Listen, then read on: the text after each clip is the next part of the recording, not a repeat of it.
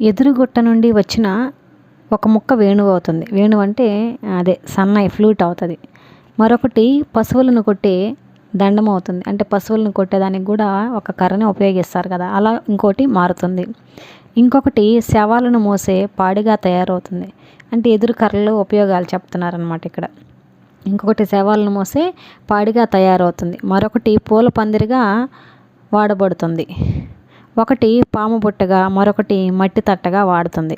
ఈ తేడా చెట్టుదా కాదు, వ్యక్తిది. అంటే మనల్ని మనం ఎలా కావాలంటే అలాగే మలుచుకోవచ్చు అని దీని యొక్క ఆంతర్యం అన్నమాట. అంటే ఎదురు చెట్టు ఒకటే, కానీ దాంట్లో ఉండే కర్రలు రకరకాల ప్రయోజనాల కోసం మనిషి ఏ విధంగా దాన్ని కావాలో ఆ విధంగా దాన్ని ఉపయోగించుకుంటూ జీవనం గడుపుతున్నారు. అలాగా మనల్ని ఎలా మలుచుకోవాలనేది మన చేతిలోనే ఉంది అని దీని అర్థం.